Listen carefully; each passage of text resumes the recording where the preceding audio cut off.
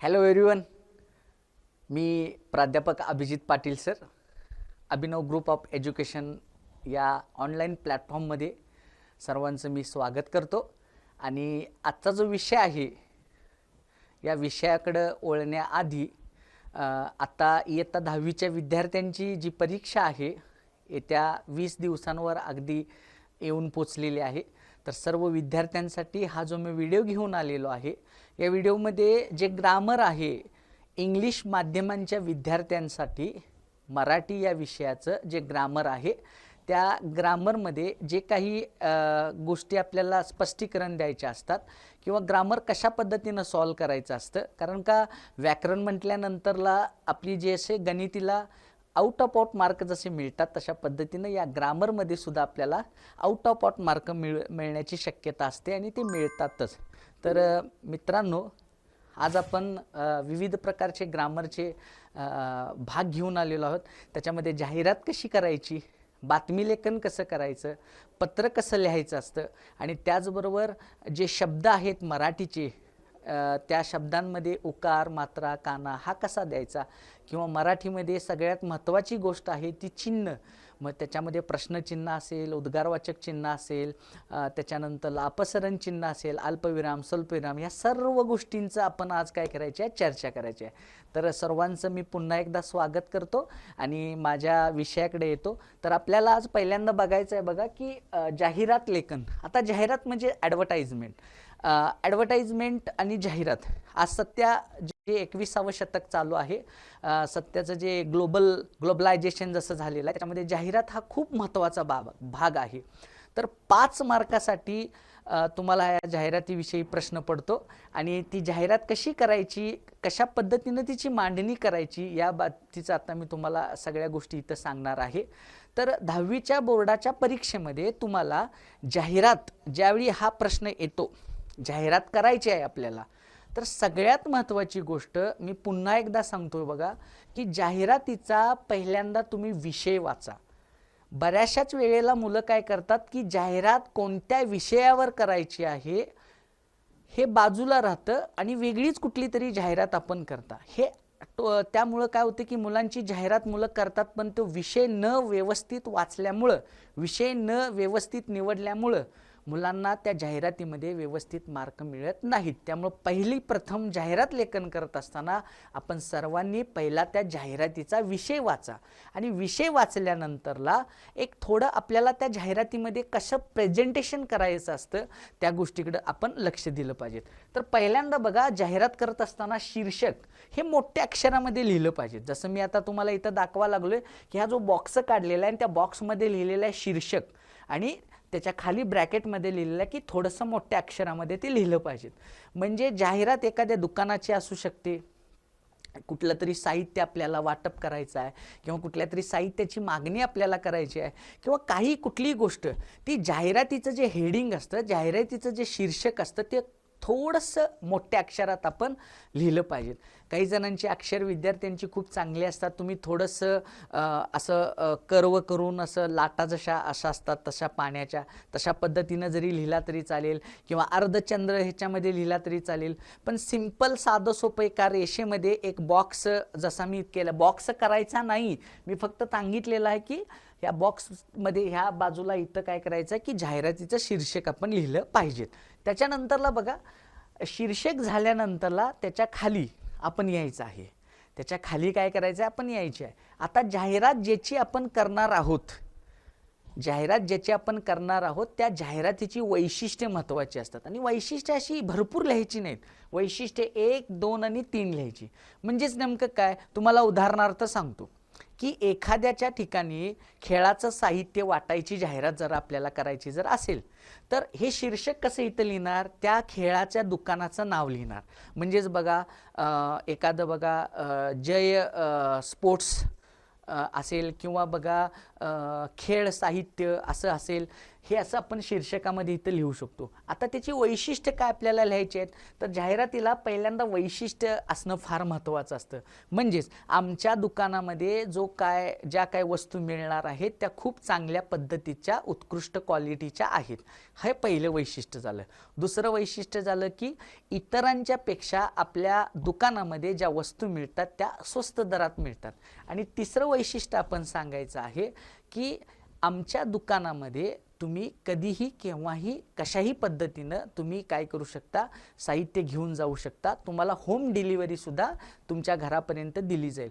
म्हणजे जाहिरात तुमच्या मनानं तुमच्या दुकानाची वैशिष्ट्य काय, जाहिरात करत असताना तुम्ही त्याच्यात इन्व्हॉल्व झालं पाहिजेत की मला जाहिरात करायची आहे माझ्याच दुकानाची, मग माझी वैशिष्ट्य काय असली पाहिजेत. आणि ही 3च लिहायची, 1, 2 आणि 3 लिहायची. पहिल्यांदा आपण शीर्षक लिहिलं, दुकानाचं मोठं नाव लिहिलं, त्याच्यानंतरला त्याच्या खाली एक ओळ सोडा, वैशिष्ट्य असा शब्द लिहा.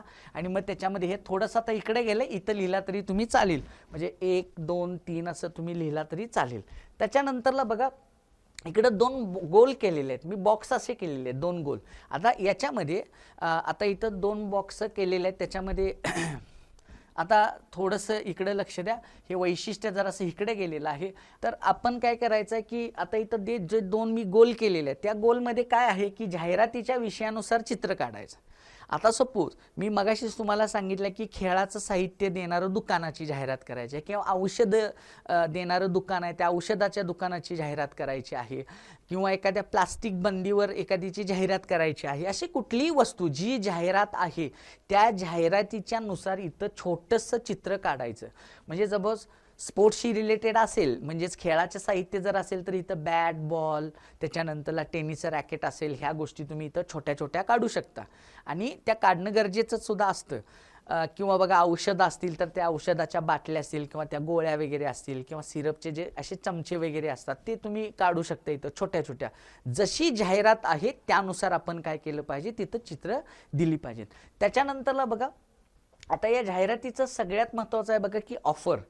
आपलं दुकान आहे आता आपल्या या बाजारामध्ये वेगवेगळ्या प्रकारची अनेक प्रकारची एकाच पद्धतीची दुकानं वेगवेगळी असू शकतात. म्हणजे एकाच गावामध्ये स्पोर्ट्सशी रिलेटेड दुकानं असू शकतात, एकाच गावामध्ये बघा किराणा मालाची दुकानं भरपूर असतात.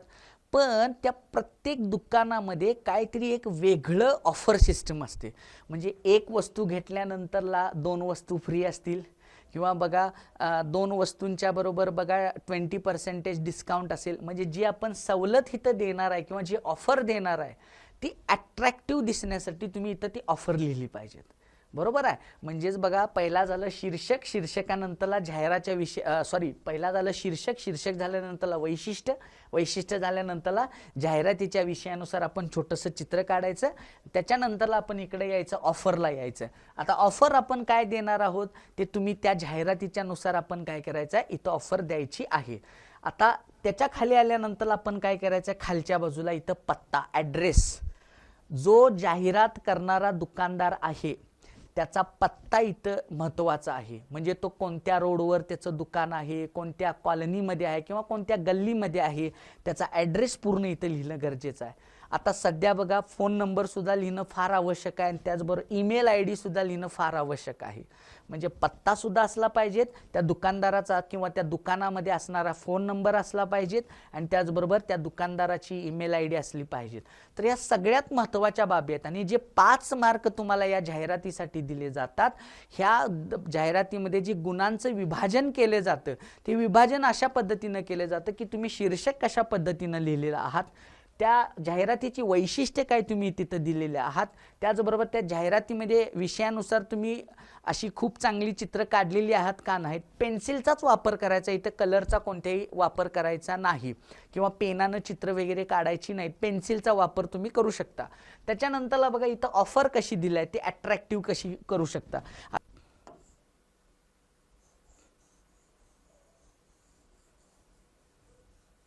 असं करून याच्यामध्ये सुद्धा काहीतरी ऑफर अशा कुठल्याही गोष्टी तुम्ही काय करू शकता, इथं लिहू शकता. तर मुलांनो आपण आता जाहिरात लेखन बघितलं. आता जाहिरात लेखन नंतरला आपण दुसऱ्या मुद्द्याकडे यायचं आहे, तर तो म्हणजे बातमी लेखन, म्हणजे news writing. How to write news, म्हणजे कशा पद्धतीनं आपण बातमी लेखन करू शकतो. आता जे बोर्डाचा जो अभ्यासक्रम आपल्याकडे आलेला आहे तो खूप म्हणजे मॉडर्न आलेला आहे. कारण का तुम्ही सुद्धा व्यावसायिक झाल्यानंतरला, त्या व्यावसायिक झाल्यानंतर आपला उद्योग असेल किंवा एखादा शॉप असेल तर त्याची जाहिरात कशी केली पाहिजेत हे आत्ताच अभ्यासक्रमातून दिलं पाहिजेत. किंवा काही जण असे राहतील की जे मीडियामध्ये जातील, त्याच्यासाठी आपल्याला बातमीसुद्धा आपलं मत मांडता आलं पाहिजेत. तर बातमी आता बऱ्याचशाच तुम्ही वर्तमानपत्रामध्ये तुम्ही वाचलेलं असतात की काही ठिकाणी चोरी होते, काही ठिकाणी दंगा होतो, काही ठिकाणी लुटमार होते किंवा राजकारणाच्या गोष्टी असतील, बऱ्याचशा राजकारणाच्या सुद्धा गोष्टी येतात, त्याच्यामध्ये ती बातमी लिहिली जाते. किंवा कुठं अपघात झाला, किती लोक मृत्युमुखी पडले, किंवा एखाद्या ठिकाणी कार्यक्रम झाला, तो कार्यक्रम कशा पद्धतीनं झाला, त्या कार्यक्रमाला कोण आलेले होते, त्या कार्यक्रमाचं वैशिष्ट्य काय होतं, असं पेपरमध्ये तुम्ही बातमी केलेलं असतं. किंवा आता मोस्टली आता लहान मुलं जी आहेत किंवा आपल्या 10वीची किंवा त्याच्या खालची जी कॉलेजची मुलं आहेत ती बातमीचं फक्त शेवटचं पेजच वाचत असतात. त्याच्यामध्ये काय असतं की विराट कोहली असतो, रोहित शर्मा असतो, याने एवढ्या धावा केल्या, याने या विकेट घेतल्या, जिंकलं हारणं, फक्त स्पोर्ट्सशी रिलेटेड आपण बातम्या वाचतो. तर बातम्या अन्य सुद्धा असतात. त्याच्यामध्ये बघा चोरी काही ठिकाणी झालेली असते किंवा वेगवेगळ्या प्रकारचे सांस्कृतिक कार्यक्रम झालेले असतात. मग या बातम्या आपल्याला तयार करायच्या आहेत. तर बातमीसाठी सुद्धा तुम्हाला 5 मार्क आहेत बोर्डाच्या परीक्षेमध्ये. तर बातमी कशी करायची, कशी ती लिहायची ही आपण आता इथं बघणार आहोत. तर बातमी लेखन करताना जसं मी मगाशी जाहिरातीला जसं शीर्षक दिलं तशा पद्धतीनं बातमीला सुद्धा तुम्ही काय करायचं की बातमीचे शीर्षक थोडक्यात तुम्हाला लिहायचं आहे वरती, तेही मोठ्या अक्षरामध्ये. म्हणजेच बघा, जर आपलं बातमी जर असेल, तुम्हाला विषय दिला जातो तिथं या विषयावर बातमी तुम्ही तयार करा. अजून एकदा मी पुन्हा जसं मगाशी जाहिरातीला जसं सांगितलं तसं बातमी लेखनला सुद्धा इथं सांगतो की बातमी लेखन करत असताना कोणत्या विषयावर आपण बातमी लिहिणार आहोत हा विषय पहिला तुम्ही समजून घेतलं पाहिजेत. जर जानेवारी महिन्यापासून डिसेंबर महिन्यापर्यंत जर विचार जर केला तर शालेय जीवनामध्ये ज्या शाळेशी रिलेटेड ज्या बातम्या होतात त्याच्यामध्ये बघा, सध्याच आता 2 दिवसापूर्वी झालेला आपला 26 जानेवारी असेल. 26 जानेवारी आपण कसा साजरा केला शाळेमध्ये. त्याचबरोबर बघा 15 ऑगस्ट आपण जो आहे स्वातंत्र्य दिवस तो कसा साजरा केला. त्याच्यानंतरला बघा आपल्याकडे सायन्स डे आहे 28 फेब्रुवारीला, तो सायन्स डे कसा आपण सेलिब्रेट केला. त्याच्यानंतर विज्ञान दिवस, त्याच्यानंतरला बघा 2 ऑक्टोबर ही गांधी जयंती आहे, ती गांधी जयंती आपण कशी साजरी केली. अशा अनेक प्रकारच्या जयंत्या येतात. शिवाजी महाराजांची जयंती असेल, त्याच्यानंतरला बघा लोकमान्य टिळकांची जयंती असेल, अशा अनेक प्रकारचे उत्सव आपल्या शाळेंमध्ये साजरे केले जातात आणि ते साजरे केल्यानंतरला त्याची बातमी लिहावी लागते. मग बातमी म्हणजे नेमकं काय असतं की आपल्या डोळ्यासमोर तो प्रसंग उभा करायचा आणि ते आहे तसंच आपण काय करायचं आहे, इथं लिहायचं आहे. इमॅजिनेशन पहिला करायचं आहे. थोडंसं आपण काल्पनिकदृष्ट्या सुद्धा या बातमींमध्ये काही गोष्टी ॲड करू शकतो. तर याच्यामध्ये बघा, पहिल्यांदा जी बातमी तयार करायची आहे त्या बातमीचं शीर्षक हे लिहिणं गरजेचं आहे. म्हणजेच बघा, एखादी बातमी जर तुम्हाला विज्ञान दिवसाविषयी जर करायला लावली की विज्ञान दिवस साजरा करण्यात आला, तर आपण काय करायचं की आमच्या शाळेमध्ये, की त्या शाळेचं नाव लिहायचं. त्या शाळेचं पहिला नाव लिहा की अमुक अमुक शाळेमध्ये जी शाळा असेल, म्हणजे फॉर एक्झाम्पल आता जर म्हटलं अभिनव ग्लोबल स्कूलमध्ये विज्ञान दिवस उत्साहामध्ये साजरा, ज्ञानदीप विद्यालयामध्ये गांधी जयंती उत्साहामध्ये साजरी केली, 26 जानेवारी म्हणजेच कुठला सांगा, प्रजासत्ताक दिन हा उत्साहात संपन्न झाला. असं आपण एक मोठ्या अक्षरामध्ये इथं बातमीचे हेडिंग आपण काय करायचं आहे, लिहायचं आहे. आता त्याच्यानंतरला काय करायचं, हेडिंग झाल्यानंतरला त्याच्या खाली आमच्या वार्ता प्रतिनिधीकडून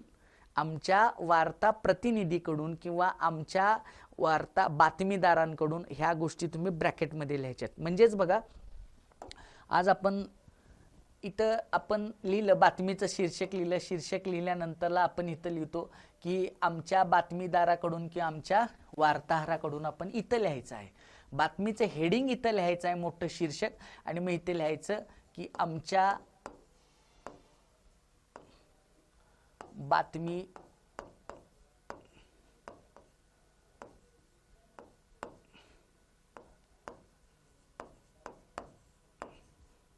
आमच्या बातमीदाराकडून किंवा आमच्या वार्ताहराकडून इथं लिहायचं आहे.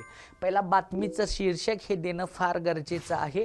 ते बातमीचं शीर्षक आपण लिहिलं पाहिजेत. म्हणजे आता इथं बघा, खाली इथं असा जर मी बॉक्स जर काढला, या बॉक्समध्ये तुम्हाला आता हा तुमचा पेपर आहे, त्या पेपरमध्ये आता मी लिहितो की विज्ञान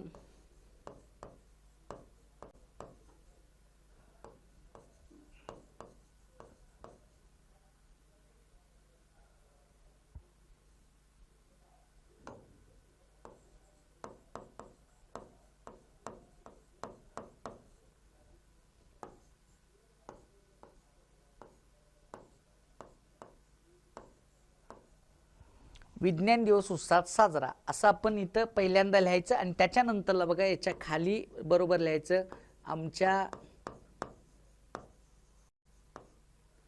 बातमी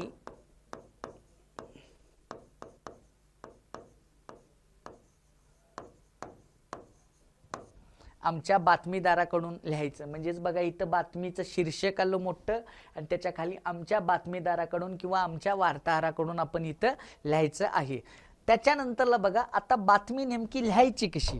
आता बातमी लिहित असताना बऱ्याचशाच मुलांना नेमकं प्रॉब्लेम होत असतो की नेमकं कशा पद्धतीनं ते लिहायचं असतं आणि त्यामध्ये काय काय गोष्टी असल्या पाहिजेत याचं सविस्तर आपण आता काय करायचं आहे, सविस्तर आपल्याला डायरेक्टली बघायचं आहे. तर आता या बातमीमध्ये जे काही महत्त्वाच्या गोष्टी आहेत, जसं पहिलं शीर्षक महत्त्वाचं आहे, त्याचबरोबर बघा बातमीचा दिनांक. बातमी जर सपोज आज एखादा कार्यक्रम झाल्यानंतरला पेपरमध्ये बातमी दुसऱ्या दिवशी येते, त्यामुळं आपण एक गोष्ट लक्षात ठेवायची की बातमीची जी तारीख आहे, बातमीचा जो दिनांक आहे तो दुसऱ्या दिवशीचा असला पाहिजे. आता दिनांक आहे इथं, तर आपल्याला शीर्षक महत्त्वाचं आहे. शीर्षक नंतरला सगळ्यात महत्त्वाची गोष्ट येते दिनांकाची. आता दिनांक लिहित असताना काय करायचं आहे की आपण एखादी गोष्ट घडली, एखादी बातमी ज्यावेळी आपण लिहितो, एखादा कार्यक्रम ज्यावेळी आज जर झाला असेल तर त्या कार्यक्रमाची बातमी आपण दुसऱ्या दिवशी देतो. ओके, म्हणजे जर आज 29 तारीख जर असेल, 29 तारखेला जर कार्यक्रम झाला असेल तर आपण 30 तारखेला बातमी देतो. म्हणजे इथं दिनांक लिहिताना दुसऱ्या दिवशीचा पुढचा इथं दिनांक इथं लिहिणं गरजेचं आहे. तर तो दिनांक आपण अशा पद्धतीनं लिहू शकता की सपोज आता 29 तारीख आज आहे, आज सपोज एखादा कार्यक्रम झाला आहे तर आपण इथं लिहिताना 30 तारीख लिहायची आणि इथं महिना असेल तर तो महिना आपण लिहू शकतो आणि इथं वर्ष असेल तर ते वर्ष इथं लिहू शकतो. तर अशा पद्धतीनं आपण या गोष्टी इथं करायच्या आहेत. आता कार्यक्रम कुठं झाला, एखादी घटना कुठं घडली किंवा एखादा उत्सव कुठं संपन्न झाला, ते ठिकाण काय, त्या ठिकाण म्हणजेच त्या गावाचं नाव असेल. आता सपोज बघा इथं एखादं ठिकाण आहे आजरा, आजऱ्यामध्ये एखादी गोष्ट इथं घडलेली आहे तर त्या गावाचं नाव तुम्ही आजरा लिहू शकता. काही जणांना वाटलं कोल्हापूरला झाली तर कोल्हापूरला लिहू शकता, मुंबई असेल तर मुंबई लिहू शकता. म्हणजे सगळ्यात महत्त्वाचं दिनांक हा असणं गरजेचंच असतं. आणि ठिकाण तुम्ही वर्तमानपत्रामध्ये सुद्धा बघू शकता की बातमी ज्या ठिकाणामधून आलेली आहे त्या ठिकाणाचं नाव असतं आणि त्याचबरोबर तिचं दिनांक सुद्धा महत्त्वाचा असतो. याचा उल्लेख खूप आवश्यक आहे. दिनांक आणि ठिकाणाचं आवश्यक बातमीमध्ये असलं गरजेचंच असतं. त्याच्यानंतरला बघा जे आपण बातमी लिहायला चालू करणार आहोत, त्या बातमी लिहिताना आपण काय करायचं आहे की बातमी लिहिताना त्या बातमीमध्ये असणारी जी प्रमुख व्यक्ती आहेत बातमीमध्ये किंवा त्या ह्याच्यामध्ये कार्यक्रमाला कोण जर प्रमुख पाहुणे जर असतील तर ते पाहुणे, हे पाहुणे आपल्याकडं काय असले पाहिजेत, त्यांची नावं असली पाहिजेत. म्हणजे बघा विज्ञान दिवस साजरा करण्यात आला, त्या विज्ञान दिवसामध्ये साजरा करण्यामध्ये त्या कार्यक्रमामध्ये त्या शाळेचे मुख्याध्यापक असतील, त्या शाळेचे अध्यक्ष असतील किंवा त्या शाळेनं कोणत्या तरी मोठ्या पाहुण्याला जर बोलवलं असेल तर त्यांची नावं त्याच्यामध्ये असणं गरजेचं आहे. म्हणजे एखादा कार्यक्रम होता, म्हणजेच गांधी जयंती होती, त्या गांधी जयंतीला संस्थेचे अध्यक्ष श्रीमान अशी जे नाव असेल ते तुम्ही लिहा. त्याचबरोबर त्या शाळेचे मुख्याध्यापक श्री असंच त्यांचं नाव लिहा आणि त्याच्यानंतरला या कार्यक्रमासाठी प्रमुख उपस्थिती म्हणून प्रमुख पाहुणे जे कोण मोठ्या व्यक्ती असतात त्या व्यक्ती तिथं आल्या. आणि त्याच्यानंतरला काय करायचं आहे की ती व्यक्ती ज्यावेळी तिथं येते त्यावेळी ती काहीतरी बोलतच असणार, भाषण काहीतरी देतच असणार. त्यामुळं जे महत्त्वाच्या ओळी आहेत त्यांच्या, म्हणजे प्रमुख पाहुणे आलेले होते आणि त्यांनी आमच्या भाषणामध्ये अशा अशा गोष्टी बोलल्या. जसं विज्ञान दिवस आहे, या विज्ञान दिवसामध्ये एखादी प्रमुख व्यक्ती तिथं आली आणि प्रमुख व्यक्ती आल्यानंतरला त्या प्रमुख व्यक्तीनं विद्यार्थ्यांना मार्गदर्शन केलं. मग मार्गदर्शन करताना त्यांची एकच लाईन इन्व्हर्टेड कॉमामध्ये लिहायची, सिंगल इन्व्हर्टेडमध्ये. मुलांनी आजच्या वैज्ञानिक दृष्टिकोन बाळगला पाहिजेत. आज विज्ञान खूप पुढं चाललेलं आहे. त्याचबरोबर आजच्या ग्रामीण विद्यार्थ्यांनी सुद्धा त्या विज्ञानाबरोबर आज अनेक प्रकारची संशोधनं केली पाहिजेत. कारण का आज विज्ञान जर आपण प्रगत जर केलं, संशोधन जर केलं तरच आपला देश या जगावर राज्य करेल, आपला देश या जगावर वेगळ्या पद्धतीचं नाव कोरेल. असं जे काय भाषणामध्ये जे प्रमुख व्यक्ती ज्या काय बोलतील, एकच सेंटेन्स एकच लाईन ती आपण काय करायची आहे, इन्व्हर्टेड कॉम्यामध्ये लिहायची आहे. आणि त्याच्यानंतरला हा कार्यक्रम करतेवेळी सूत्रसंचालन कुणी केलं किंवा आभार प्रदर्शन कुणी केलं, इयत्ता 10वीच्या विद्यार्थी असा सपोज एखाद्याचं नाव लिहा की अमोल जाधव या विद्यार्थ्यानं या कार्यक्रमाचं सूत्रसंचालन केलं, किंवा आभार प्रदर्शन कुमारी असं एखादीची मुलगी असेल सीता पाटील, हिनं काय केलं की या कार्यक्रमाचं आभार प्रदर्शन केलं. कार्यक्रमाची सांगता पसायदानानं झाली, कार्यक्रमाची सांगता ही राष्ट्रगीतानं झाली, कार्यक्रमाची सांगता वंदे मातरमनं झाली. अशा पद्धतीनं किंवा कार्यक्रमाची सांगता मुलांना खाऊ वाटप करण्यात आला, किंवा कार्यक्रमाची सांगता जी आहे ती ओम शांती ओमनं झाली. तर अशा पद्धतीनं बातमी आपण लिहायची आहे. त्या बातमीमध्ये शीर्षक महत्त्वाचं आहे, त्याच्यानंतरला बघा दिनांक महत्त्वाचा असतो, ठिकाण महत्त्वाचं असतं. ती बातमी ज्यावेळी एखादा कार्यक्रम असतो त्या कार्यक्रमामध्ये इन्व्हॉल्व झालेले समाविष्ट झालेले जे मुख्य घटक आहेत, मग त्याच्यामध्ये ती शाळेशी रिलेटेड असेल तर त्या शाळेचे मुख्याध्यापक असतील किंवा शिक्षक असतील किंवा त्या शाळेनं बोलवलेले प्रमुख पाहुणे असतील, आणि त्या पाहुण्यांनी भाषणामध्ये जी दिलेली जी महत्त्वाची लाईन आहे, जी महत्त्वाची गोष्ट आहे ती त्याच्यात मेन्शन असणं गरजेचं आहे.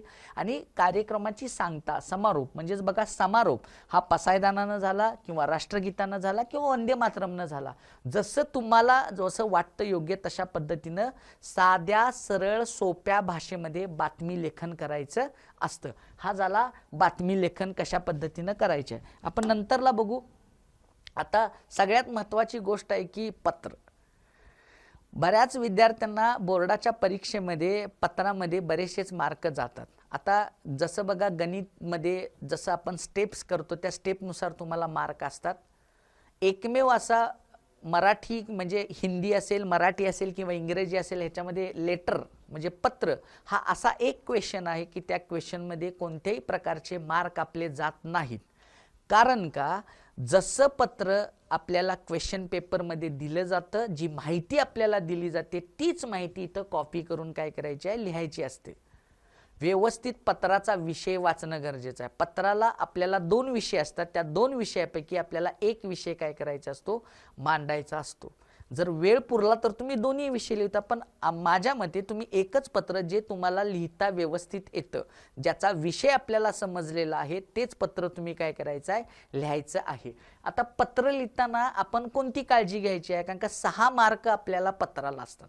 पत्र नेमकं कसं लिहायचं, त्याची मांडणी कशा पद्धतीनं करायची हे मी आता तुम्हाला सांगणार आहे.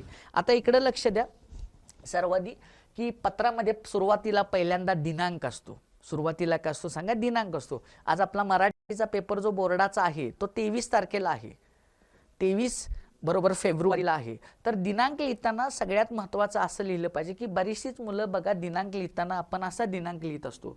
सपोज आता 23 तारीख आहे आणि फेब्रुवारीचा महिना म्हटल्यानंतरला आपण 2 आणि 2026 असं लिहितो. मराठीचा पेपर सोडत असताना मराठीमध्येच थोडंसं लिहावं असं आहे. जरी तुम्ही इंग्लिश आकडे जरी काढला तरी चालतील किंवा असं लिहिला तरी चालेल, पण थोडंसं मराठी असल्यामुळे तुम्ही हे असं लिहिणं फार गरजेचं असतं. अशी तारीख चालते, अशी सुद्धा तारीख चालते. आणि त्याचबरोबर मी सांगेन माझ्या मते तुम्ही तारीख लिहिताना अशी लिहिली पाहिजेत की त्यामध्ये इथं जरासं वरती बघा, तारीख लिहिताना आपण अशी लिहिला तरी खूप उत्तम होईल की 23 तारखेला पेपर आहे आणि त्या 23 तारखेचा पेपराला फेब्रुवारी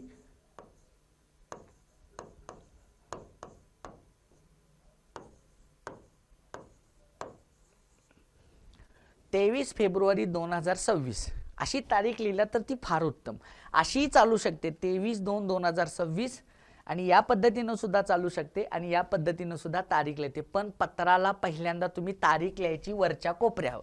जशी आता ही मी मांडणी केलेली आहे ना त्या पद्धतीनं तुमची मांडणी असणं गरजेचं आहे. तर आता बघा दिनांक.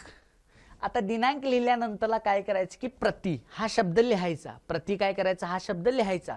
प्रति लिहिल्यानंतर आता प्रतिमध्ये नेमकं कोण आहे की ज्या व्यक्तीला पत्र लिहितो त्याचा पत्ता इथे लिहायचा असतो. जी व्यक्ती आहे जिला आपण पत्र लिहिणार आहोत त्या व्यक्तीचा पत्ता आपल्याला लिहायचा असतो. आज महत्त्वाची गोष्ट अशी आहे की पूर्वी पत्ता आपल्यालाच लिहायला लागायचा, पण आज बोर्डाच्या प्रश्नपत्रिकेमध्ये ज्याला आपण पत्र लिहितो त्याचा पूर्ण पत्ता आपल्या इथं आलेला असतो. जे घटक तिथं दिलेले आहेत तेवढेच घटक तुम्ही फक्त इथं लिहायचं, एक्स्ट्रा कुठल्याही गोष्टीचं ॲड करायचं नाही.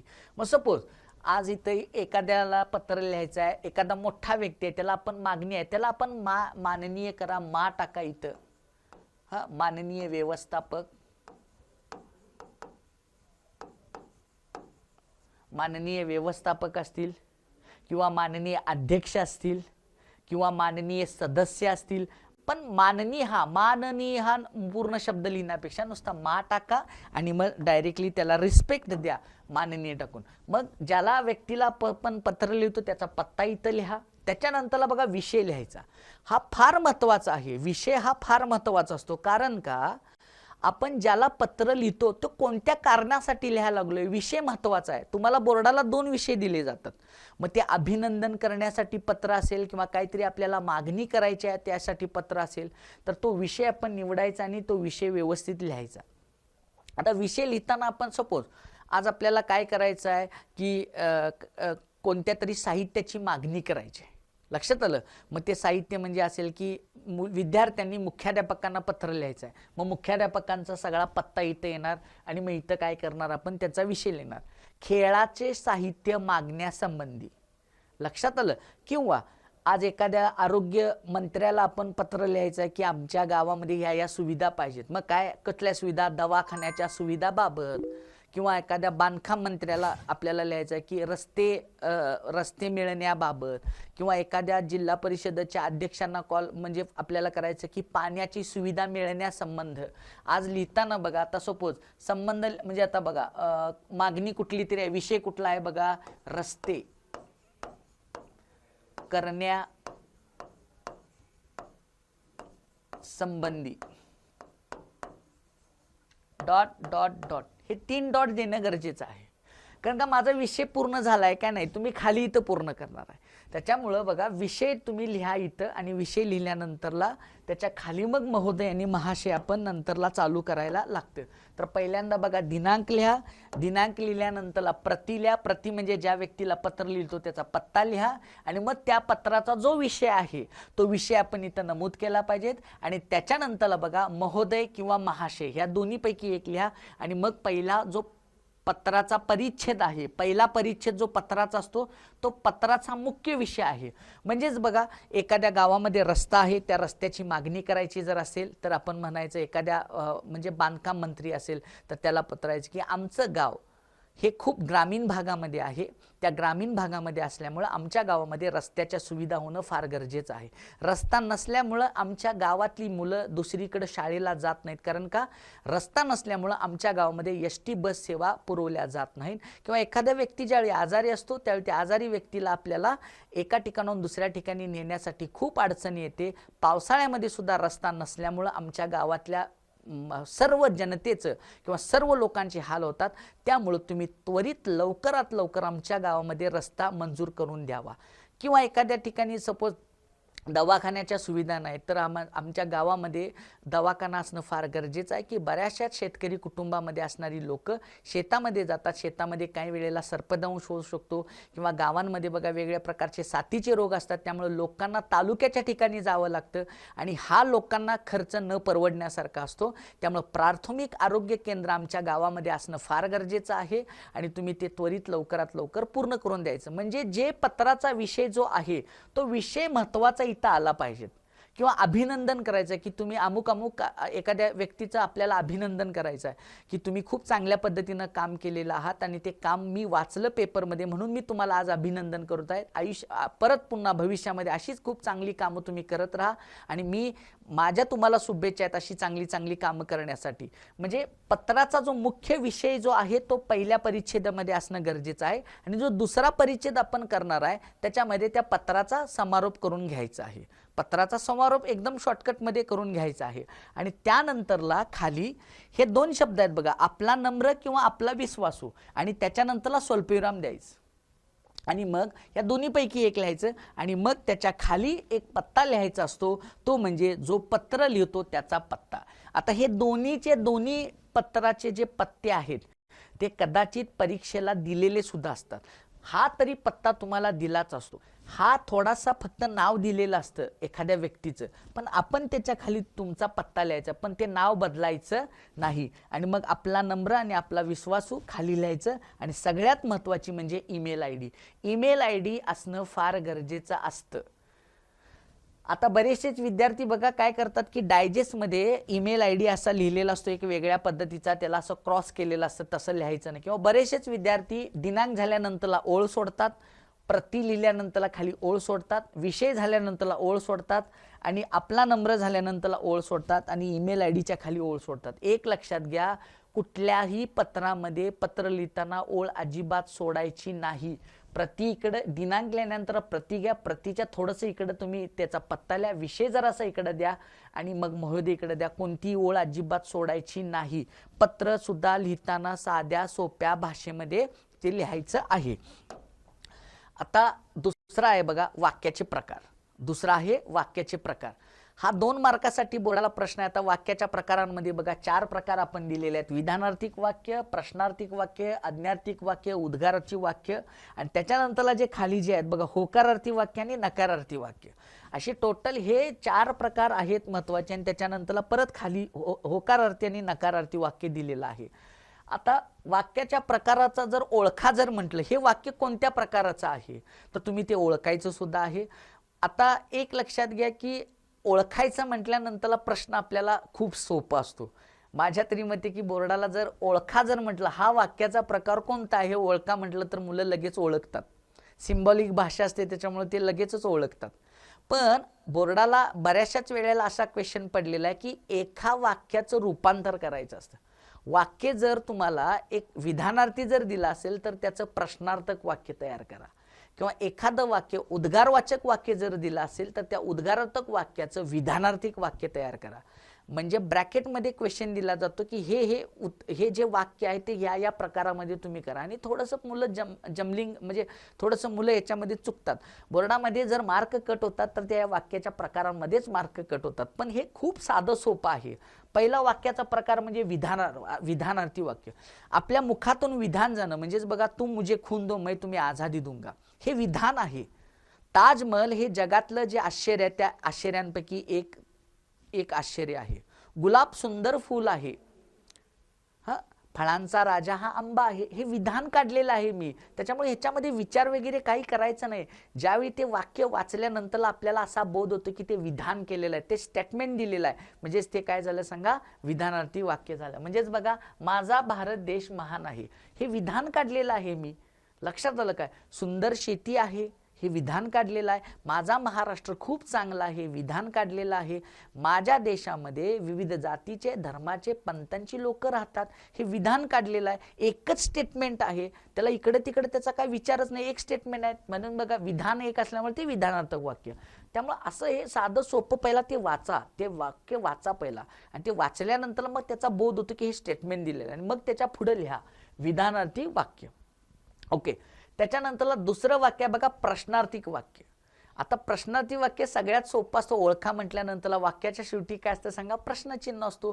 पण एखादी गोष्ट आपल्याला जाणून घ्यायची आहे, एखादी माहिती आपल्याला जाणून घ्यायची आहे, त्यावेळी एखादं वाक्य तयार केलं जातं आणि शेवटी प्रश्नचिन्ह दिला जातो. म्हणजेच बघा, वाक्यातून काहीतरी जाणून घ्यायचं आपल्याला असतं, तसेच माहिती मिळवण्याची असते.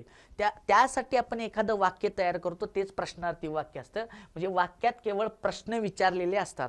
का, कोठे, केव्हा, कोणाला असे शब्द येतात. आणि वाक्याच्या शेवटी काय असतं, क्वेश्चन मार्क असतो, प्रश्नचिन्ह असतो. त्यालाच काय म्हणायचं सांगा, प्रश्नार्थिक वाक्य. म्हणजेच बघा, वाक्याच्या शेवटी काय असतं, क्वेश्चन मार्क असतो असा.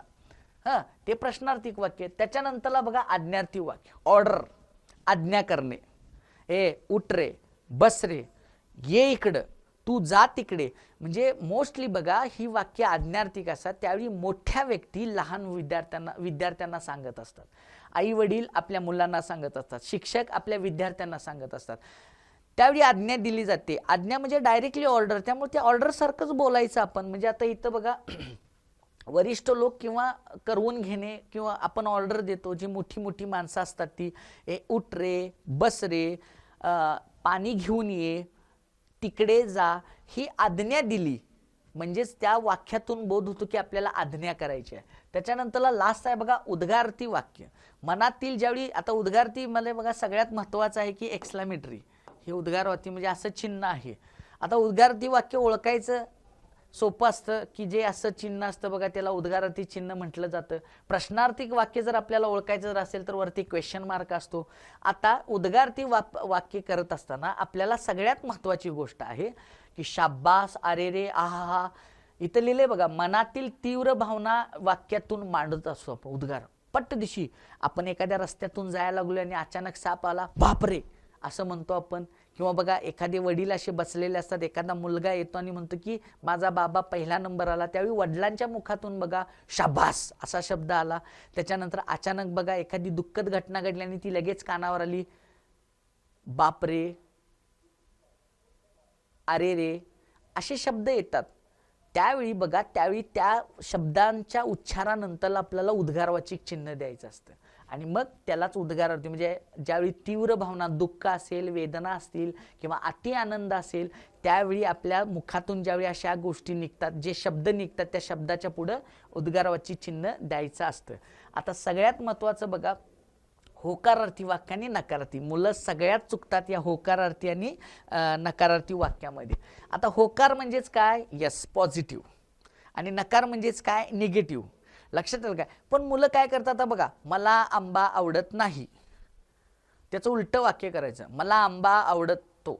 हे ॲक्च्युली असं मुलं बघतात, पण थोडंसं वेगळं आहे बघा की होकारार्थीमध्ये काय असतं की वाक्यरचना ही होकारार्थी असते. जसं बघा आमची परिस्थिती प्रतिकूल होती, हे होकारार्थी वाक्य आहे, होती शब्द. मग नकारार्थी विद्यार्थी कसं करत असतात, आमची परिस्थिती प्रतिकूल नव्हती. ॲक्च्युली हे चुकीचं आहे, लक्षात घ्या. हेच होकारार्थी वाक्य जर आपल्याला नकारार्थी जर करायचं जर असेल तर प्रतिकूल हा जो शब्द आहे त्याचा विरुद्धार्थी शब्द काय सांगा, अनुकूल आहे. इथं होतीचा शब्द आहे, तिथं नव्हतीच आहे. आता बघा आमची परिस्थिती प्रतिकूल होती, खाली आहे बघा आमची परिस्थिती अनुकूल नव्हती. या दोन्ही वाक्यांचा अर्थ एकच आहे.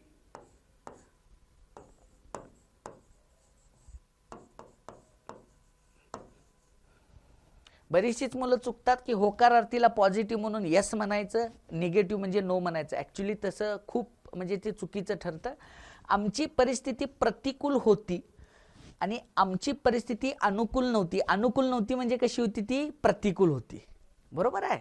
म्हणजेच बघा प्रतिकूलला आपण विरुद्धार्थी शब्द इथं दिला अनुकूल, आणि इथं होतीला सुद्धा काय दिला, इथं विरुद्धार्थी शब्द दिला. म्हणजे होकारार्थी वाक्याचं आपण इकडं नकारार्थी वाक्य केलं. सपोज हे नकारार्थी जर वाक्य विचारलं असेल तर आपण होकारार्थी वाक्य तयार करायचं. तर असे साधे सोपे तुम्हाला प्रश्न विचारले जातात. आता सपोज बघा एखादं वाक्य आहे, ते वाक्य आपल्याला काय करायचं आहे, ताजमहल सुंदर आहे. आता ताजमहल सुंदर आहे असं जर लिहायचं जर असेल उद्गारार्थी वाक्याचं, वाह काय ताजमहल सुंदर आहे, वाह हा शब्द आला माझ्या मनातून आला. लक्षात आलं काय. किंवा आता वाह काय ताजमहल सुंदर आहे याचं विधानार्थी वाक्य जर करायचं असेल तर ताजमहल सुंदर आहे. हा किंवा आता ताजमहल कसा आहे, कसा म्हणजे काय विचारला, तिथं मी प्रश्न विचारला. म्हणजे अशी वाक्य आपण काय करू शकतो, तयार करू शकतो. त्याच्यानंतरला बघा सगळ्यात महत्त्वाचं आहे की ही चिन्ह आपल्याला मराठीचं म्हटल्यानंतर आपल्याला चिन्ह असणं फार गरजेचं आहे माहिती.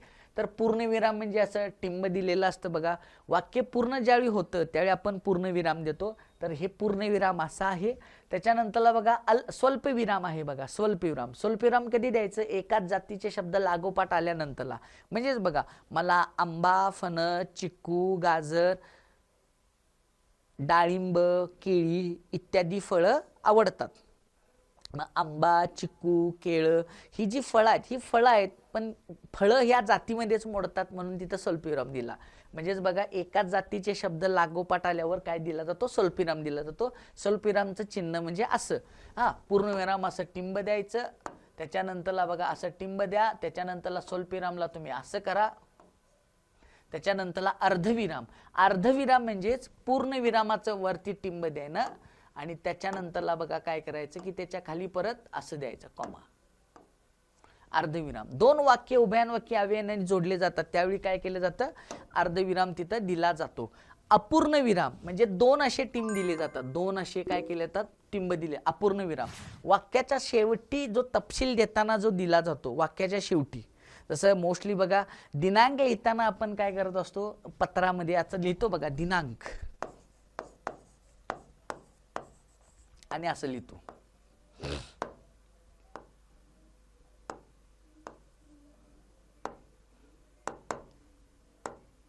दिनांक लिहिल्यानंतर असे दोन टिंब लिहितो. ओके, तर हे आपल्याला अपूर्ण विराम म्हणजे अशी चिन्ह आहेत. प्रश्नचिन्ह म्हणजे तुम्हाला सर्वांना माहिती आहे, उद्गार चिन्ह पण तुम्हाला माहिती आहे.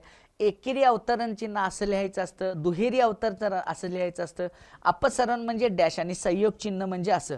आता थोडंसं बघा संयोग चिन्ह छोटं असतं, आता हे अपसरण थोडंसं इथं मोठं लिहिलं पाहिजेत आपण, थोडंसं असं मोठं असतं. अपसरण चिन्ह थोडंसं या संयोग चिन्हापेक्षा मोठं असतं. तुम्हाला बोर्डाला प्रश्न कसा विचारला जातो की एखादं वाक्य दिलं जातं आणि त्या वाक्यामध्ये चिन्हांचा वापर करा.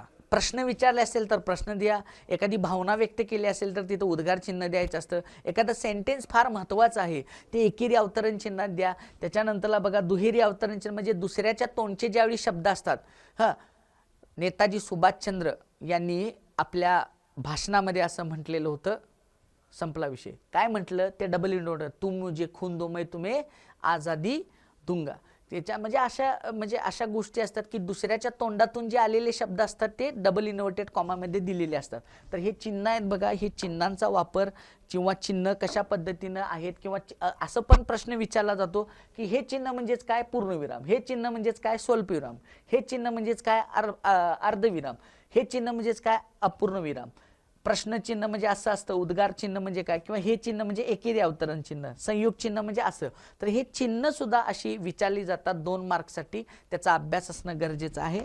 आणि सगळ्यात शेवटी शुद्ध शब्द लिहा. आज बऱ्याचशाच इंग्रजी माध्यमाच्या मुलांचा म्हणावा तितका मराठीचा अभ्यास थोडा कमी असतो, वाचन त्यांचं फार कमी असतं. त्याच्यामुळं बघा थोडेसे हे शब्द चुकीचे असू शकतात, म्हणजे त्यांना ओळखता प्रॉपर येत नाहीत. त्यामुळे हे महत्त्वाचे काही शब्द आहेत. अनुभव शब्द कसा लिहायचा, तुम्हाला बोर्डाच्या परीक्षेला प्रश्न कसा विचारला जातो की तो अनुभव शब्द कसा लिहायचा, की आता सपोज इथं मी अनुभव लिहिलेला आहे, अनुभव किंवा अनुभव किंवा अनुभव किंवा अनुभव. हे बोर्डाच्या परीक्षेला तुम्हाला 4 शब्द विचारले जातात आणि 4 शब्दापैकी योग्य पर्याय आपल्याला निवडायचा असतो. तर हा बरोबर शब्द आहे अनुभव.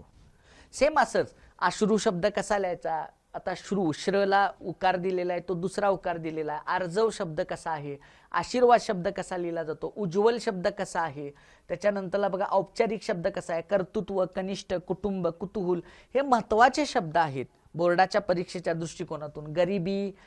गरीब शब्द वेगळा, गरिबी वेगळी, चिकित्सक, जन्मभूमी, तीर्थरूप, दारिद्र्य, दुष्काळ, नियुक्त, परिस्थिती, परीक्षा, पाठ्यपुस्तक, प्रतिनिधी, प्रसिद्ध, प्रोत्साहन, त्याच्यानंतरला मार्गदर्शक, मुसाफिर, मुहूर्त, वार्ताहर, निर्मूलन, वैयक्तिक, असे जे शब्द आहेत, वैश्विक, व्यक्तिमत्व, शिष्यवृत्ती, सहानुभूती, संस्कृती, सांस्कृतिक, ज्ञानपीठ, सामर्थ्य, दातृत्व आणि विपरीत.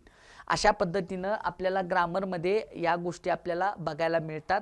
हे जे महत्त्वाचे क्वेश्चन्स आहेत ते महत्त्वाचे क्वेश्चन तुम्ही खूप चांगल्या पद्धतीनं अभ्यास करून, हे आपल्याला अभ्यास न करता आपल्या मनानं हे प्रश्न सोडवायचे असतात. त्याच्यामुळं बघा याच्यावर जास्त कॉन्सन्ट्रेशन तुम्ही देणं फार गरजेचं आहे. त्याच्यानंतरला बघा तर निबंध हा जो प्रश्न आहे, निबंध लेखन, तुम्हाला बोर्डाच्या परीक्षेला 3 निबंध लिहिले जातात बघा. प्रसंग लेखन म्हणून असतं, वैचारिक निबंध म्हणून एक असतो. तर निबंध कसा लिहायचा असतो, आता नी आणि बंध, नी म्हणजे नाही, बंध ज्याला, निबंध. आता या निबंधाला तुम्हाला असा प्रश्न निवडायचा असतो की तुम्हाला त्याच्यात जास्तीत जास्त कोणत्या विषयावर आपल्याला लिहिता येतं. मुलं काय करतात की त्याचा प्रश्न नेमका वाचत नाहीत. म्हणजेच बघा एका प्रश्नपत्रिकेमध्ये असा एक प्रश्न आलेला होता की निसर्ग माझा गुरु. आता निसर्ग माझा गुरु हा निबंध मला लिहायचा आहे, निसर्ग गुरु आहे माझा, मग निसर्गानं मला काय काय शिकवलं या गोष्टी तुम्ही पाहिजेत. बरीचशीच मुलं लिहितात निसर्गामध्ये झाडं असतात, निसर्गामध्ये फुलं असतात, निसर्गामध्ये वारा असतो, निसर्गामध्ये बऱ्याचशाच गोष्टी असतात. हा निबंधाचा विषय नाही आहे. निसर्गानं आम्हाला काय शिकवलं, गुरु म्हणजेच काय, आपल्याला ज्ञान देतो, आपल्याला काय शिकवतो. म्हणजे पहिल्यांदा तुम्ही त्या निबंधाचा विषय वाचणं फार गरजेचं आहे. ज्यावेळी तुम्ही विषय वाचता आणि विषय वाचल्यानंतरला त्याच्यात आपल्याला जास्तीत जास्त लिहिता येतं. देशाविषयी जर निबंध असेल, विज्ञानाविषयी निबंध असेल, निसर्गाविषयी जर निबंध असेल किंवा कुठलं तरी आत्मकथन असेल, याच्याविषयी पहिला विषय वाचा आणि विषय वाचल्यानंतरला त्या विषयाचं स्पष्टीकरण करणं फार गरजेचं असतं. आता सगळ्यात महत्त्वाची गोष्ट म्हणजेच कुठली, की निबंध लिहायचा नेमका कसा. तर निबंध माझ्या मते की जास्तीत जास्त तुमची जी पानं आहेत पेपरची, ती जवळजवळ तुमची 2.5 ते 3 पानं भरली पाहिजेत. 6 ते 6 परिच्छेदाचा निबंध तुमचा असला पाहिजे. तर निबंध लिहितेवेळी बघा तुम्हाला काय करायचं आहे, की निबंध लिहितेवेळी पहिल्यांदा आपण काय करायचं आहे, की पहिल्यांदा निबंध लिहितेवेळी त्या निबंधाचा विषय निवडायचा. विषय कसा निवडायचा, मला जास्तीत जास्त कोणत्या विषयामध्ये लिहिता येतं. जे प्रश्न विचारलेले आहेत निबंधाचे, त्यामध्ये आपल्याला कोणता निबंध जास्त लिहिता येतो तो विषय पहिला तुम्ही निवडायचा. तो निवडल्यानंतरला तुम्ही पेन्सिलनं त्याचे पॉईंट्स काढायचे. पॉईंट्स काढायचे म्हणजे आता एक्झाम्पल माझा, आता सपोज बघा, माझा भारत देश हा निबंध आहे उदाहरणार्थ, किंवा विज्ञान शापकी वरदान हा निबंध आहे. माझा भारत देश, विज्ञान शापकी वरदान, किंवा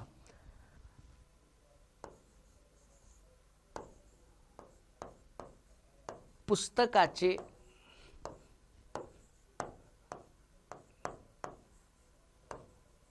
आत्मकथन. आता हे तीन वेगवेगळे निबंध आहेत. सपोज तुम्हाला लिहायचा आहे माझा भारत देश, माझा भारत देश याच्याविषयी निबंध लिहायचा. निबंध लगेच लिहायला सुरुवात करायची नाही. तुम्ही पेन्सिल घ्यायची आणि पेन्सिलनं त्या निबंधामध्ये मी काय काय लिहू शकतो, मला 7 परिच्छेद करायचे आहेत. त्या 7 परिच्छेद जर करायचे जर असतील किंवा 6 परिच्छेद जर करायचे असतील तर माझे 12 मुद्दे असणे गरजेचे आहे. 12 मुद्दे. मग काय करायचं, पहिल्यांदा निबंध लिहायच्या आधी तुम्ही एक छोटंसं रफ पेज असतं त्याच्यावर पेन्सिलचा वापर करायचा आणि त्याच्यामध्ये असे पॉईंट्स लिहून घ्यायचे. 1 2 3 4 5 6 7 असे 12 पॉईंट लिहायचे. मग पहिली पॉईंट आहे बघा प्रस्तावना. मग निबंधामध्ये प्रस्तावना कशी असली पाहिजे. त्याच्यानंतरला बघा सुरुवात. हां, आता सपोज माझा भारत देश आहे, त्या भारत देशामध्ये काय काय आहे बघा, संस्कृती,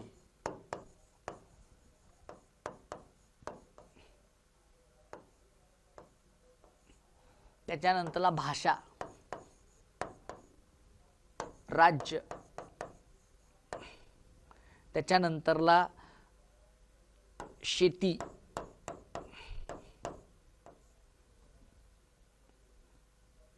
उद्योग, मंदिर. आता हे मुद्दे लिहिलेले आहेत मी. हे मुद्दे असे का लिहायचे, त्यामुळे निबंध तुमच्या निबंधामध्ये तुम्हाला एक सूत्रता येते.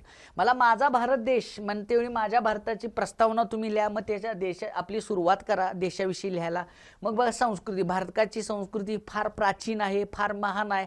अनेक जातीचे, धर्माचे, विविध पंथांचे लोक एकत्र एकाच ठिकाणी गुण्या गोविंदानं राहत असतात. त्याच्यामध्ये हिंदू, मुस्लिम, शीख, ईसाई, ख्रिश्चन अशा अनेक जातीचे लोक एकत्र व्यवस्थित राहत असतात. त्याच्यानंतरला बघा माझी भाषा, माझ्या भारत देशामध्ये अनेक राज्यांमध्ये वेगवेगळ्या प्रकारची भाषा, वेगळ्या प्रकारची भाषा लिखित स्वरूपात लिहिली जाते, बोलली जाते. आचार विचार प्रकटीन केले जातं. जसं महाराष्ट्रामध्ये मराठी असेल, कर्नाटकमध्ये कन्नड असेल. हे पॉईंट लिहिल्यामुळं तुम्हाला त्या निबंधामध्ये लिहिता व्यवस्थित येतं. त्यामुळे निबंध लिहितेवेळी हे सगळे असे पहिला पॉईंट्स लिहा एका छोट्याशा रफ पेजवर आणि मग त्याचं एक्सप्लेनेशन करा. आता बघा विज्ञान शापकी वरदान हा जर निबंध असेल तर विज्ञान सायन्सवर रिलेटेड लिहायचा आहे. त्याचे सुद्धा पॉईंट्स काढा. म्हणजे पृथ्वीची उत्पत्ती कशी झाली, मग माणूस कसा तयार झाला, मग माणसानं संशोधन कसं तयार केलं, वेगळ्या प्रकारचं मग विमान असेल, टेलिफोन असेल, गाड्या असतील, मोबाईल, म्हणजे आजपर्यंत जी AI टेक्नॉलॉजी आलेला आहे तिथंपर्यंत असे वेगवेगळे पॉईंट्स काढा. मग शाप आहे की वरदान आहे, की वेळेचा उपयोग झाला पण लोक चालणं विसरून गेली, लक्षात आलं की आज बघा मुलं बऱ्याचशाच वेळेला जी छोटी छोटी आहेत की मोबाईलचा वापर हा चांगल्या गोष्टींसाठी केला जायला लागतो, पण आज वाईटांच्यासाठी वापर केला जातो. ज्यावेळी असे मुद्दे तुम्ही लिहाल त्याच वेळी त्याचं स्पष्टीकरण लिहितात. पुस्तकाचे आत्मकथन, आता ह्याच्याविषयी जरासं मी वेगळं बोलणार आहे, जरा सगळ्यांनी लक्ष द्यायचं व्यवस्थित की आत्मकथा किंवा आत्मकथन किंवा आत्मचरित्र, आत्म म्हणजे स्वतः. आता बरीचशीच मुलं बघा पुस्तकाची आत्मकथा, नदीची आत्मकथा, त्याच्यानंतरला बघा झाडाची आत्मकथा, असं ज्यावेळी निर्जीव वस्तू ज्या असतात त्या निर्जीव वस्तूंचं आत्मकथा ज्यावेळी विचारली जाते त्यावेळी बरीचशीच मुलं बघा एक होतं झाड, एक होतं पुस्तक, एक होती नदी, एक होता पर्वत, एक होता रस्ता, हे टोटली असं लिहिला की तुम्ही चुक. आत्मकथा म्हणजे काय, तुम्ही त्या पुस्तकामध्ये इन्व्हॉल्व्ह व्हायचं आहे. ते पुस्तक म्हणजे तुम्ही स्वतः आहात, ते झाड म्हणजे तुम्ही स्वतः आहात, ती नदी म्हणजे तुम्ही स्वतः आहात आणि त्याच्याविषयी लिहायचं. म्हणजे माझा उगम कधी झाला, मी म्हणजे नदी, माझा उगम हिमालय पर्वतामध्ये झाला, माझा प्रवास खूप चांगल्या पद्धतीने झाला. पूर्वी माझं पाणी म्हणजे अमृतासारखं होतं, मी या पृथ्वीवर हिरवगार असा निसर्ग फुलवण्याचं काम करते. पण आज बघा माणसानं काय केलेलं आहे की आपल्या स्वार्थासाठी माझं जे अमृतासारखं असणारं पिण्यायोग्य जे पाणी आहे ते पिणं अयोग्य केलेलं आहे, काळं पाणी असं झालेलं आहे. अनेक प्रकारची मळी, अनेक प्रकारचं प्रदूषण, माझ्या पोटामध्ये असणारे अनेक जीवजंतू मारले जात आहेत. म्हणजे ह्या गोष्टी म्हणजे मी स्वतः म्हणून आत्मकथा अशी लिहायची आहे. तर अशा पद्धतीने त्या निबंधामध्ये बघा काही कोटेशन तुम्ही लिहा, काही वाक्यप्रचार लिहा, काही मुहावरे तुम्ही लिहिले पाहिजेत, म्हणी लिहिल्या पाहिजेत. वाक्यरचना खूप साधी सरळ सोपी असली पाहिजेत. रस्व दीर्घ हे अजिबात चुका होता कामा नयेत. साध्या सोप्या सरळ भाषेमध्ये विषय जसा आहे त्या विषयानुसार तुम्ही काय केलं पाहिजेत, स्पष्टीकरण केलं पाहिजेत. तर हे व्याकरणाविषयी जी आपण आता चर्चा केली ती चर्चा खूप तुम्हाला आवडली असेलच. तर इथून पुढे सुद्धा आम्ही अजून काही असे जे व्हिडिओज आहेत ते आम्ही घेऊन येऊ आणि त्या तुम्हाला परीक्षेला त्याचा उपयोग खूप चांगल्या पद्धतीनं होईल. याचा तुम्ही खूप चांगल्या पद्धतीनं अभ्यास करा आणि सर्व SSC बोर्डाची परीक्षा देणाऱ्या सर्व विद्यार्थ्यांना परीक्षेसाठी हार्दिक शुभेच्छा. नमस्कार.